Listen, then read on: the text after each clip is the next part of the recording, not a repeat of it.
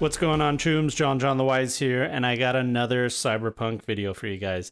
Today I'm going to be talking about cyberpsychosis. I know it's a big topic. We've seen it in the Edge Runners anime, and I want to make sure that I give you guys my insight on what cyberpsychosis is. But before we get into that, make sure you guys are following me on social media at JonJonTheWise. I'm on every social media platform. Make sure you guys are subscribed to my podcast, Tabletop Cyberpunk, where I have interviews and all kinds of cool things on my podcast. I also upload some of my videos on there, so if you guys want to check that out, make sure you have me in your commute. Also, if you want to help out this channel, the best thing you can do is liking, subscribing, giving a thumbs up, and going to the Patreon, patreon.com/JonJonTheWise. That is a great way to support this channel. It's a great way to give back and to help this channel, and I really appreciate all the support that I get out there from all my patrons. And last but not least, make sure you guys join our Discord community. The link is in the description below. It is a Discord community of cyberpunk fans. We talk about other tabletop games, and yeah, we even talk about the anime Edge Runners. So come on by, try to find a game, and join a community that's just waiting for you. All right, let's talk about cyberpsychosis. First of all, you're probably here because there's a big influx of new players that have watched an amazing anime by Studio Trigger called Edge Runners. Now, I don't want to give out any spoilers because there may be some of you that have not watched the series, but this series does explore the topic of cyberpsychosis, and in my opinion, they do it really well. So I want to make sure that I can give you guys some insight so you can be able to use it in your games and for you to just wrap your minds around what cyberpsychosis is.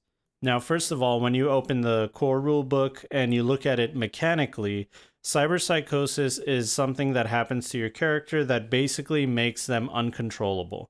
You hand over your character sheet to the GM and that character is basically dead or going to be killed. And who's going to be killing them? Well, the most elite and best equipped officers out there, Max Tac, C-SWAT, whatever you want to call it, they're going to come down on you hard, and that character has to be put down like a rabid dog. Now, how do you become cyberpsycho? Well, mechanically, every time you put on a piece of cyberware, you lose a little bit of your humanity. The argument is, are you more metal and machine, or are you more human? And that is delineated by whatever stat that you have in your empathy and your humanity stat. How do you get humanity? You take your empathy stat, you multiply it by 10, and that is your total pool of resources that you can draw from. Now, when does cyberpsychosis occur? In my personal games, anything below an empathy 2 and you are on the verge of cyberpsychosis or at cyberpsychosis. I basically tell my players that 2 is the cutoff. Anything below 2 and you're basically cyberpsycho, one small move will set you off and your character will go on this crazy tirade and they're gone. So if you don't want to risk that, I would always tell my players, make sure the cutoff is 2. But in Cyberpunk Red, I believe the cutoff rules as written is 1 or 0. Don't take my word for it. Make sure you guys check out the core rulebook. Now, forget about mechanics, forget about what I think about it. Why don't we hear from the man himself, Mike Pondsmith? This is a Reddit post that Mike has posted recently, giving the whole explanation about what he thinks cyberpsychosis is when he designed it. Quote, okay, so time to partially explain cyberpsychosis. First of all, cyberpsychosis is a disorder that in part depends on the subject's overall internal susceptibility. Just like every person who drinks a lot at parties doesn't end up an alcoholic. In the gutter, not everyone gets loaded up on cyberware is going to automatically go cyberpsycho. You have to have an inherent susceptibility, which in the tabletop RPG is represented by the player's humanity stat. Humanity is not just a measure of one aspect of personality, but an overall measurement of several elements, including the subject's ability to emphasize and relate with others. I believe he meant empathize. Their ability to absorb and rebound from mental and physical stressors, their ability to show compassion and flexibility to others, and whether they are able to balance their worldview through other methods. So, in some ways, I tend to treat cyberware as an addiction-heavy anabolic steroid use being my favorite model. Not everyone who juices ends up crazy mad with road rage, but those who are more susceptible to the need take more steroids, are more likely to hit a point where they do flip into roid rage. So as you can see, Mike's interpretation of his own design is that this is something that is fluid. It's not always going to be the same kind of cyberpsychosis for everybody.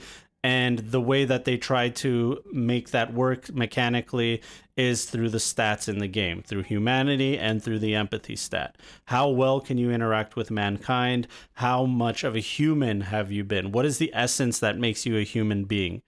So that means that there are some people that can take on more cyberware than other people and not have this psychological thing happen to them where they flip out and they lose themselves. If you're going to be making a character that has a lot of cyberware, you want to take a high empathy stat, as high as you can get it, and you want to make sure that after you install some pieces that you get some therapy done if you need to stay above a certain threshold. Now remember, in my game it's empathy 2, rules as written, it is not. I believe it's lower, 1 or 0. I'll have to look up the rule again. But in other people's games it might be 3. So work with your game master and see what you guys would want to do. Now let's talk about Cyberpsycho NPCs.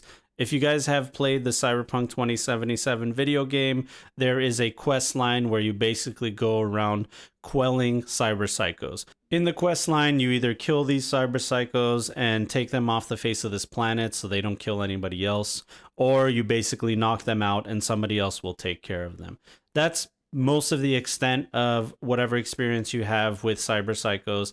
Again, if you haven't seen the Edge Runners anime, they really explore cyberpsychosis in a really cool way, the way that I would likely use it in my own games as well.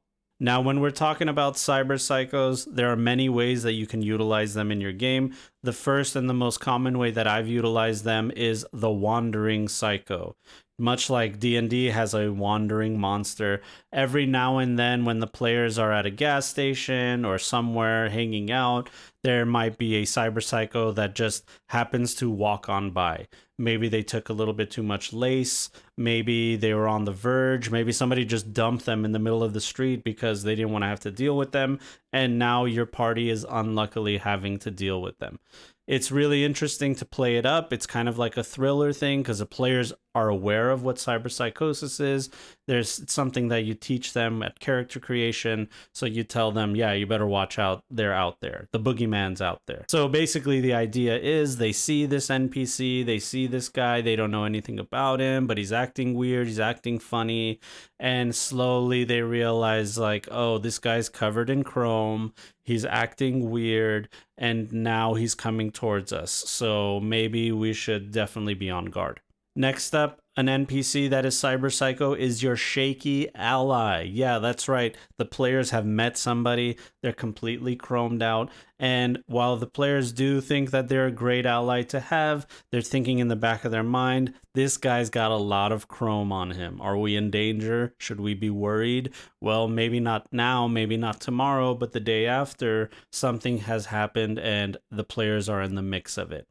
So whether they really care about this NPC or not is going to be how much you put into this, how much you invest into that NPC with these characters.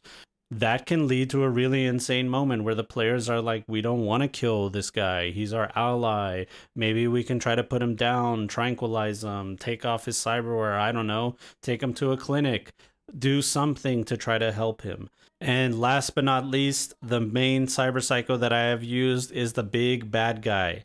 Now, this is the most obvious one. This cyberpsycho is the last boss that the players are going to have to face up against. He's super powerful. He's got other henchmen with him that are close to cyberpsychosis as well. And this is going to lead to a crazy encounter. This is always going to be better after the wandering cyberpsycho incident because they're going to get a taste of what it's like to face one. And now they're facing one that has help. So that is one of my favorite cyberpsychos to throw in the mix. It's definitely meant for a final boss. Make sure they're absurdly powerful. I mean, to the level where the players don't know what to do, whether they're supposed to run or fight. That's the kind of questions you want your players asking at a final battle. The bottom line is cyberpsychos are dangerous. That's how they should always be played, whether they are players or NPCs. Whenever they are in your game, it should definitely have some kind of impact. And remember, if anybody else spots this cyberpsycho, who are they going to call? MaxTac. MaxTac is coming. If you think Trauma Team is dangerous, MaxTac does this for a living. They kill psychos for a living. So, watch out.